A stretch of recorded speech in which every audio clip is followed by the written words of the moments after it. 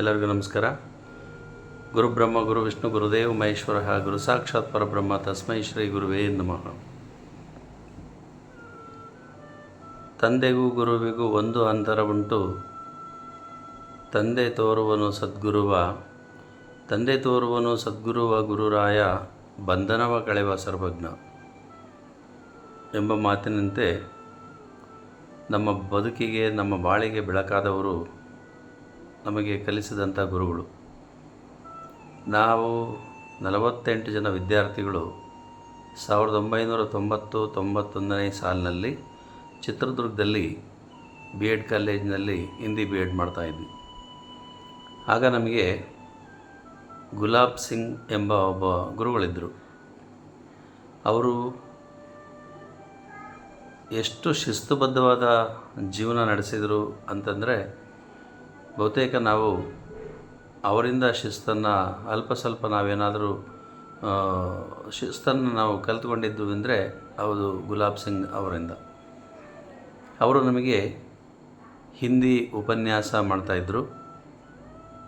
ಅವರು ಯಾವಾಗಲೂ ಗರಿ ಶುಭ್ರವಾಗಿರ್ತಕ್ಕಂಥ ಬಟ್ಟೆಗಳನ್ನು ಧರಿಸ್ತಾಯಿದ್ರು. ಬಿಳಿ ಅರ್ಧ ಹಾಫ್ ತೋಳಿನ ಶರ್ಟು, ಆಮೇಲೆ ಬ್ಲ್ಯಾಕ್ ಪ್ಯಾಂಟ್ ಇನ್ಸರ್ಟ್ ಮಾಡಿರೋರು. ಎಷ್ಟು ಅವರು ಶಿಸ್ತುಬದ್ಧವಾಗಿ ಜೀವನ ಮಾಡ್ತಾಯಿದ್ರು. ಅವ್ರು ಹೆಂಗೆ ಕಾಣ್ತಿದ್ರು ನಮಗೆ ಅಂದರೆ, ಒಬ್ಬರು ಒಂದು ಮಿಲ್ಟ್ರಿ ಆಫೀಸರ್ ಟೈಪು ಕಾಣ್ತಾಯಿದ್ರು ಅವರು. ಅಷ್ಟು ಶಿಸ್ತುಬದ್ಧವಾದ ಒಂದು ವೇಷಭೂಷಣ ಇರ್ಬೋದು, ಒಂದು ತಲೆ ಕಟಿಂಗ್ ಮಾಡಿಸ್ಕೊಳ್ಳೋದಿರ್ಬೋದು, ಅಥವಾ ಅವರು ಶುಭ್ರವಾಗಿರೋದನ್ನು ನೋಡಿದರೆ ಭಾಳಷ್ಟು ಶಿಸ್ತುಬದ್ಧವಾಗಿ ಅವರು ಜೀವನ ಶೈಲಿಯನ್ನು ರೂಪಿಸ್ಕೊಂಡಿದ್ದರು. ಹಾಗೆಯೇ ಅವರು ಅಧ್ಯಯನ ಮತ್ತು ಅಧ್ಯಾಪನ ಎರಡರಲ್ಲೂ ಭಾಳ ಆಳವಾಗಿ ಅವರು ತಿಳ್ಕೊಂಡಿದ್ದರು. ಅಧ್ಯಾಪನ ಎಷ್ಟು ಚೆನ್ನಾಗಿ ಮಾಡ್ತಾಯಿದ್ರು ಅಂತಂದರೆ, ಅವರು ಮಾಡಿದಂಥ ಬೋಧನೆಗಳು ಇವತ್ತಿಗೂ ಸಹಿತ ನಮಗೆ ಭಾಳ ಮನಸ್ಸಲ್ಲಿ ಪದೇ ಪದೇ ನೆನಪಾಗ್ತಾಯಿದ್ರು. ಅಷ್ಟು ಚೆನ್ನಾಗಿ ಮನಮುಟ್ಟುವಂತೆ ಪಾಠವನ್ನು ಮಾಡ್ತಾಯಿದ್ರು. ಮತ್ತು ಅವ್ರದ್ದೊಂದು ವಿಶೇಷತೆ ಏನು ಅಂತಂದರೆ, ಒಂದು ನಿಮಿಷ ಪಿರಿಯಡಿಗೆ ಲೇಟಾಗಿ ಬರ್ತಿರಲಿಲ್ಲ. ಪಿರಿಯಡ್ ಸಮಯ ಆದಮೇಲೆ 1 ನಿಮಿಷ ನಿಲ್ತಿರಲಿಲ್ಲ ಅವರು. ಆಮೇಲೆ ಎಲ್ಲೂ ಇದು ಸಮಯವನ್ನು ಹಾಳು ಮಾಡೋವಂಥ ಅಥವಾ ಇನ್ನೊಬ್ಬರ ಜೊತೆಗೆ ಅಲ್ಲಿ ಬೆರೆಯುವಂಥ ಕೆಲಸ ಮಾಡ್ತಿರಲೇ ಇಲ್ಲ. ಅವ್ರದ್ದು ಕರೆಕ್ಟ್ ಟೈಮಿಗೆ ಪಾಠಕ್ಕೆ ಬರೋರು, ಕ್ಲಾಸ್ ಟೈಮ್ಗೆ, ಆ ಪಿರಿಯಡ್ಗೆ ಎಕ್ಸಾಕ್ಟ್ ಬರೋರು. ಅದಾದ ತಕ್ಷಣ ಮತ್ತೆ ಅವ್ರನ್ನ ಎಲ್ಲೂ ಸಿಗ್ತಿರ್ಲಿಲ್ಲ ಅವರು. ಮತ್ತು ಅವ್ರಿಗೇನಾದರೂ ನಾವು ಮಾತಾಡಿಸ್ಬೇಕು ಅಂದರೆ ಅಷ್ಟರ ಮಟ್ಟಿಗೆ ಅವರು ಶಿಸ್ತುಬದ್ಧವಾದ ಜೀವನವನ್ನು ಮಾಡ್ತಾಯಿದ್ರು. ಮತ್ತು ಇನ್ನೊಂದು ವಿಶೇಷತೆ ಏನು ಅಂದರೆ, ಅವರು ಪಾಠ ಮಾಡಿ ಹೋದರೆ ಮತ್ತೆ ನಾವು ಯಾವುದೇ ಪ್ರಶ್ನೆಗಳನ್ನು ಅವರಿಗೆ ಕೇಳೋ ಸ್ಥಿತಿಯಲ್ಲಿ ಇರ್ತಿರಲಿಲ್ಲ. ಅಷ್ಟರ ಮಟ್ಟಿಗೆ ಅಷ್ಟು ಚೆನ್ನಾಗಿ ಅವರು ಹಿಂದಿ ಸಾಹಿತ್ಯದ ಪಾಠ ಮಾಡ್ತಾಯಿದ್ರು. ಮತ್ತು ವಿಶೇಷ ಸಂದರ್ಭಗಳಲ್ಲಿ ಬ್ಲ್ಯಾಕ್ ಬೋರ್ಡ್ ಮೇಲೆ ಅವರು ನಾವು ಕಂಪ್ಯೂಟ್ರಲ್ಲಿ ಹೆಂಗೆ ಡಿಸೈನ್ ಅಕ್ಷರಗಳನ್ನು ಮಾಡ್ತೀವೋ ಆ ರೀತಿಯಲ್ಲಿ ಅವರು ಆ ಡಿಸೈನ್ ಅಕ್ಷರಗಳನ್ನು ಹಿಂದಿಯಲ್ಲಿ ಬರೆಯೋರು. ಅದು ಒಂದು ಟೆಕ್ನಾಲಜಿ ಬಳಸ್ತಿದ್ರು ಅವರು. ಅದು ನೋಡೋಕ್ಕೊಂದು ಸುಂದರವಾಗಿ ಕಾಣೋದು ಬೋರ್ಡು. ಯಾವುದೇ ಒಂದು ವಿಶೇಷವಾದ ಕಾರ್ಯಕ್ರಮ ಇತ್ತು ಅಂದರೆ ಆ ಕಲ್ಲರ್ ಸೀಮೆ ಸುಣ್ಣದಲ್ಲಿ, ಬಣ್ಣದ ಸೀಮೆ ಸುಣ್ಣದಲ್ಲಿ ಅಕ್ಷರಗಳನ್ನು ಅವರು ಮುದ್ರಿಸ್ತಾ ಇದ್ರು ಅಂದರೆ, ಬಹುತೇಕ ಕಂಪ್ಯೂಟ್ರಲ್ಲೂ ಆ ಮಟ್ಟಕ್ಕೆ ಆ ಬಣ್ಣದ ರೀತಿಯಲ್ಲಿ ಅಷ್ಟು ಸುಂದರವಾಗಿ ಮಾಡಲಿಕ್ಕೆ ಸಾಧ್ಯ ಇಲ್ಲವೇನೋ ಅನ್ನೋ ರೀತಿಯಲ್ಲಿ ಅವರು ಮಾಡ್ತಾಯಿದ್ರು. ಒಳ್ಳೆ ಕರೆಕ್ಟಾಗಿ ಕಟ್ಟುಮಸ್ತಾದ ಆಳವರು. ಮತ್ತು ಯಾವಾಗಲೂ ಡ್ರೆಸ್ ಅಂದರೆ ಭಾಳಷ್ಟು ಶುಭ್ರವಾಗಿ, ಮತ್ತು ಅವು ಯಾವುವು ಸ್ವಲ್ಪ ಹಳೆವಾದ ಅಂದರೆ ಅವ್ರು ಧರಿಸ್ತಿರಲೇ ಇಲ್ಲ ಅವರು.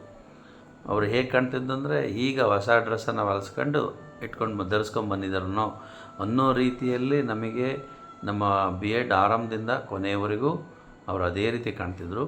ಅದಾದ ಮೇಲೂ ಸಹಿತ ನಮಗೆ ಸಂಪರ್ಕದಲ್ಲಿದ್ದರು.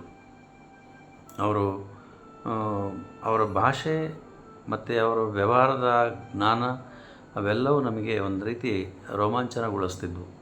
ಅಷ್ಟರ ಮಟ್ಟಿಗೆ ಅವರು ಮೈಗೂಡಿಸ್ಕೊಂಡು ತನ್ಮಯತೆಯಿಂದ ಪಾಠ ಮಾಡ್ತಾಯಿದ್ರು. ಮತ್ತು ಅವರು ಇನ್ನೊಬ್ಬರ ಬಗ್ಗೆ, ಬೇರೆ ಶಿಕ್ಷಕರ ಬಗ್ಗೆ ಏನೂ ಮಾತಾಡ್ತಿರಲಿಲ್ಲ. ಇನ್ನೂ ಉಪನ್ಯಾಸಕರ ಬಗ್ಗೆ ಯಾವತ್ತೂ ಏನೂ ಮಾತಾಡ್ತಿರಲಿಲ್ಲ ಅವರು. ಅವ್ರದ್ದು ನಮ್ಮ ನಡುವೆ ನಾವು ಅವರ ಇದ್ದೀವಿ ಅಂದರೆ ಭೌತಿಕವಾಗಿ ಅದು ಹಿಂದಿ ಸಾಹಿತ್ಯ ಓಡಾಡ್ತಿತ್ತಷ್ಟೆ. ನಾವೇನೇ ಯೋಚನೆ ಮಾಡಿದ್ರು ಅವ್ರ ಎದುರಿಗೆ ಹಿಂದಿ ಸಾಹಿತ್ಯದ ಯೋಚನೆ ಮಾಡ್ತಿದ್ವಿ. ಅವ್ರು ಏನೇ ನಮ್ಮ ಜೊತೆಗೆ ಮಾತಾಡಬೇಕಾದ್ರೂ ಹಂಚ್ಕೊಳ್ಬೇಕಾದ್ರೂ ಹಿಂದಿ ಸಾಹಿತ್ಯದ ಪಠ್ಯಪುಸ್ತಕದ್ದು ಅಷ್ಟೇ ಹಂಚ್ಕೊಳ್ತಿದ್ರು ಹೊರತು ಅನಾವಶ್ಯಕವಾದ ವಿಷಯ ಒಂದು ಶಬ್ದನೂ ಮಾತಾಡ್ತಿರಲಿಲ್ಲ. ಬಹುತೇಕ ಆ ರೀತಿ ಶಿಸ್ತನ್ನು ರೂಢಿಸ್ಕೊಳ್ಳೋದು ಭಾಳ ಕಡಿಮೆ. ಮತ್ತು ಸಮಯಕ್ಕೆ ಮತ್ತು ವೇಷಭೂಷಣಕ್ಕೆ ಮತ್ತು ಪಾಠ ಬೋಧನೆಗೆ ಅವರು ಭಾಳ ಶಿಸ್ತಿಗೆ ಹೆಸರುವಾಸಿಯಾಗಿದ್ದರು. ಮತ್ತು ಅವರು ನಮಗೆ ಬೇರೆ ಸಮಯದಲ್ಲಿ ಅವರನ್ನು ಕಾಣಬೇಕು ಅಂತಿದ್ದರೆ ನಾವು ಭಾನುವಾರದ ದಿವಸ ನಮಗೆ ಒಂದು ಸಮಯವನ್ನು ಮೀಸಲಿಟ್ಟಿದ್ದರು. 1 ಗಂಟೆ ಸಮಯ ಭಾನುವಾರ. ಅವರು ರೂಮ್ ಮಾಡಿದ್ರು ಚಿತ್ರದುರ್ಗದಲ್ಲಿ. ಆ ರೂಮ್ಗೆ ಹೋಗಬೇಕಿತ್ತು ನಾವು ಏನಾದರೂ ಅವ್ರ ಹತ್ರ ಮಾತಾಡಬೇಕು ಅಂತಿದ್ದರೆ. ಆದರೆ ನಾವು BEd ವಿದ್ಯಾರ್ಥಿಗಳು ಅವ್ರ ಹತ್ರ ಹೋಗಲಿಕ್ಕೆ ಭಯ ಅನ್ನಿಸ್ತಿತ್ತು. ಭಯ ಅಂದರೆ ಒಂಥರ ಏನೋ ಗೌರವ. ಹಾಗಾಗಿ ನಾವು ಪ್ರಯತ್ನ ಮಾಡಿ ಕೆಲವರು ಹೋಗ್ತಾಯಿದ್ವಿ. ಹೋಗಿ ಹೊರಗಡೆ ನಿಂತ್ಕೊಂಡ್ರೆ ಅವರು ಒಳಗಡೆ ನೋಡಿಬಿಟ್ಟು ಬಂದು ಅವರೇ ಕರೆ ತೆಗೆದುಬಿಟ್ಟು ನಮಗೆ ಅವತ್ತಿನ ಕಾಲಕ್ಕೆ ಹೋದ ತಕ್ಷಣವೇ ಎಷ್ಟು ಜನರಾಗಿರಲಿ ಅಷ್ಟು ಜನಕ್ಕೆ ಕಾಫಿ ಮಾಡಿಸ್ಕೊಡೋರು. ಫಸ್ಟ್ ಕಾಫಿ ಕುಡಿತಾಯಿದ್ವಿ. ಕುಡಿದಾದ್ಮೇಲೆ ಏನಾದರೂ ಮಾತಾಡೋದಿತ್ತಾ ಅಂತ ಕೇಳೋರು. ಈ ಶಾಲೆಯಲ್ಲಿ ಕಾಲೇಜಲ್ಲಿ ಶಿಸ್ತಿನ ಸಿಪಾಯಿ ಭಾಳ ಸ್ಟ್ರಿಕ್ಟಾಗಿದ್ದಂಥವರು ಅವ್ರ ಮನೆಗೆ ಹೋದಾಗ ಒಂಥರ ಸಂಬಂಧಿಕರ ರೀತಿಯಲ್ಲಿ ನಮ್ಮ ಜೊತೆಗೆ ಅವರು ವರ್ತನೆ ಮಾಡೋರು. ಅದು 1 ಅವರ್ ಮಾತ್ರ. ಮತ್ತು ಅದೇ ಶಿಸ್ತು ಹೊರಗೆ ಬಂದರೆ. ಅಂತಹ ಒಬ್ಬರು ಶಿಸ್ತುಬದ್ಧವಾದ ನಮಗೆ ಮಾರ್ಗದರ್ಶನ ಮಾಡಿದಂಥ ನಮಗೊಂದಿಷ್ಟು ಜೀವನದಲ್ಲಿ ಏನಾದರೂ ಕಲೀಲಿಕ್ಕೆ ಒಂದಿಷ್ಟು ಅಲ್ಪ ಸ್ವಲ್ಪ ಒಳ್ಳೆಯ ಅಂಶಗಳನ್ನು ಕಲೀಲಿಕ್ಕೆ ಒಂದು ಮಾರ್ಗದರ್ಶಕರಾಗಿ ಪ್ರೇರಣಾರೂಪವಾಗಿ ಗುಲಾಬ್ ಸಿಂಗ್ ಅವರು ಇದ್ದರು.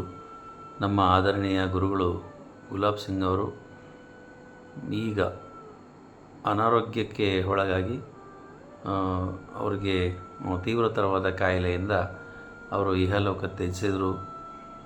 ಭಾಳ ದುಃಖ ಅನ್ನಿಸ್ತದೆ. ಅದನ್ನು ಅವರ ಒಂದು ಅಗಲಿಕೆ ನಮಗೆ ಭಾಳ ನೋವು ತಂದಿದೆ. ಬಹುತೇಕ ಅಂಥ ಒಂದು ಶಿಸ್ತುಬದ್ಧವಾದ ಮತ್ತು ಆ ವೃತ್ತಿಗೆ ನ್ಯಾಯ ಒದಗಿಸುವಂತಹ ಒಂದು ತತ್ಪರವಾದ ಒಬ್ಬ ಉಪಾಧ್ಯಾಯರನ್ನು ನಾವು ಆಮೇಲೆ ನೋಡೋಕ್ಕೆ ಸಾಧ್ಯನೇ ಆಗಲಿಲ್ಲ. ಅಷ್ಟು ಶಿಸ್ತುಬದ್ಧವಾಗಿ ಮತ್ತು ತನ್ಮಯತೆಯಿಂದ ಏನು ಒಂದು ಫ್ರೇಮ್, ಒಂದು ವಿದ್ಯಾರ್ಥಿಗಳ ಮತ್ತು ಉಪನ್ಯಾಸಕರ ನಡುವೆ ಏನು ನಡಿಬೇಕೋ ಅದು ಕರೆಕ್ಟಾಗಿ ನಡೆಯೋ ರೀತಿಯಲ್ಲಿ ಅವರು ಇದ್ದರು. ಮತ್ತು ಅವರು ಒಳ್ಳೆಯ ಹಾಡು ಹೇಳ್ತಾಯಿದ್ರು. ಎಷ್ಟು ಚೆನ್ನಾಗಿ ಹಾಡು ಹೇಳಿದ್ರು ಅಂದರೆ ನಾವು ಯಾವಾಗ ಹಾಡು ಹೇಳಿದ್ರು ಅಂದರೆ ಏನಾರ ಒಂದು ವಿಶೇಷ ಕಾರ್ಯಕ್ರಮ ಮಾಡಿದಾಗ ಅವರು ಹಾಡು ಹೇಳೋರು. ನಾವು ಒತ್ತಾಯ ಮಾಡ್ತಿದ್ವಿ ಅವರ ಹಾಡುಗಳನ್ನು ಕೇಳಬೇಕು ಅಂತೇಳಿ. ಮೊಹಮ್ಮದ್ ರಫಿ ಅಂಥವರ ಧ್ವನಿಯನ್ನು ಅನುಕರಿಸಿ ಹಾಡ್ತಾಯಿದ್ರು. ಅವರು ಭಾಳ ಚೆಂದಾಗಿ ಹಾಡೋರು. ಹಿಂದಿ ಸಾಹಿತ್ಯದ ಗೀತೆಗಳನ್ನು ಚೆನ್ನಾಗಿ ಹಾಡೋರು. ಮತ್ತು ಅವ್ರ ಬಗ್ಗೆ ನಾವು ಇವತ್ತೇನಾದರೂ ನಾವು ಒಂದು ಒಳ್ಳೆಯ ಅಂಶಗಳನ್ನು ನಾವೇನಾದರೂ ಅಲ್ಪ ಸ್ವಲ್ಪ ಮೈಗೂಡಿಸ್ಕೊಂಡಿದ್ದರೆ ಅದಕ್ಕೆ ಕಾರಣಭೂತರು ಅಂತಹ ಉಪಾಧ್ಯಾಯರು. ಅಂಥ ಉಪಾಧ್ಯಾಯರನ್ನು ಪಡೆದ ನಾವು ನಿಜಕ್ಕೂ ಭಾಳ ಪುಣ್ಯವಂತರು ಅಂತ ಅನ್ನಿಸ್ತದೆ. ಆದರೆ ಇವತ್ತು ನಮ್ಮನ್ನು ಅಗಲಿದ್ದಾರೆ. ಅವರ ಆತ್ಮಕ್ಕೆ ಶಾಂತಿ ಸಿಗಲಿ ಮತ್ತು ಅವರ ಕುಟುಂಬಕ್ಕೂ ನೋವು ಭರಿಸುವಂಥ ಶಕ್ತಿ ಭಗವಂತ ನೀಡಲಿ. ಅಂಥ ಉಪಾಧ್ಯಾಯರು ಮತ್ತೊಮ್ಮೆ ಹುಟ್ಟಿ ಬರಲಿ. ಈ ಭಾರತೀಯ ಸಮಾಜಕ್ಕೆ ಅಂಥವ್ರು ಬೇಕು. ಅಂತಹ ಉಪಾಧ್ಯಾಯರು ಮತ್ತೊಮ್ಮೆ ಹುಟ್ಟಿ ಬರಲಿ ಅಂತಕ್ಕಂಥದ್ದು ನನ್ನ ಆಶಯ. ನಾನು ದೈಹಿಕವಾಗಿ ಅಂಗವಿಕಲನಾಗಿದ್ದರೂ ನನ್ನ ಬಗ್ಗೆ ಅವರು ಸ್ವಲ್ಪ ಭಾಳ ಪ್ರೀತಿ ತೋರಿಸ್ತಾಯಿದ್ರು. ಸ್ವಲ್ಪ ಮೃದು ಧೋರಣೆ ಹೊಂದಿದ್ದರು. ನಾನು BEd ಮಾಡುವಾಗ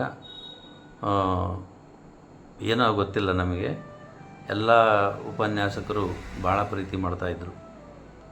ಒಂದಿಷ್ಟೇನೋ ಬರವಣಿಗೆ ಮತ್ತು ಶಿಸ್ತುಬದ್ಧವಾದ ಒಂದು ಅಧ್ಯಯನ, ಪಾಠ ಬೋಧನೆ, ಆಲಿಸುವಿಕೆ, ನೋಟ್ಸ್ ಬರೆಯೋದು ಇಂಥದ್ರಾಗ ಏನೋ ಒಂದು ಸ್ವಲ್ಪ ವಿಶೇಷತೆ ಇತ್ತು ನನ್ನಲ್ಲಿ.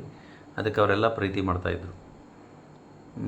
ಅದರಲ್ಲಿ ಇವರು ಗುಲಾಬ್ ಸಿಂಗ್ ಅವರು ಭಾಳಷ್ಟು ನನಗೆ ಪ್ರೀತಿಯನ್ನು ಕೊಟ್ಟು ಅಷ್ಟು ಕಠಿಣವಾದ ಮನಸ್ಸಿನೊಳಗೆ ಒಂದಿಷ್ಟು ಒಳ್ಳೆಯ ಪ್ರೀತಿಯ ಭಾವನೆಯನ್ನು ತೋರಿಸಿದರು. ಅದು ನಮ್ಮ ಪುಣ್ಯ ಅಂತ ನಾನು ಭಾವಿಸ್ತೀನಿ. ಹಾಗಾಗಿ ಅವರ ಆತ್ಮಕ್ಕೆ ಶಾಂತಿ ಭಗವಂತ ಕೊಡಲಿ. ಸರ್, ನೀವು ಎಲ್ಲೇ ಇರಲಿ, ನಾವು ಈ ದೇಹ ಇರೋ ತನಕ ನಿಮ್ಮನ್ನು ಮರೆಯೋಲ್ಲ. ನೀವು ನಮಗೆ ಗುರುಗಳು. ನೀವು ದೇಹ ಅಷ್ಟೇ ನಾಶ ಆಗಿದೆ, ಆದರೆ ನೀವು ಖಂಡಿತ ನಾಶ ಆಗಿಲ್ಲ, ನಮ್ಮ ಜೊತೆಗೆ ಸದಾ ಇರ್ತೀರಿ ಅಂತ ಆಶಿಸ್ತಾ, ಭಗವಂತ ತಮಗೆ ಶಾಂತಿಯನ್ನು ಕೊಡಲಿ, ತಮ್ಮ ಕುಟುಂಬಕ್ಕೂ ನೋವನ್ನು ಮರೆಸುವಂಥ ಶಕ್ತಿಯನ್ನು ನೀಡಲಿ ಅಂತೇಳಿ ನಾನು ಪ್ರಾರ್ಥಿಸ್ತೇನೆ. ನಮಸ್ಕಾರ.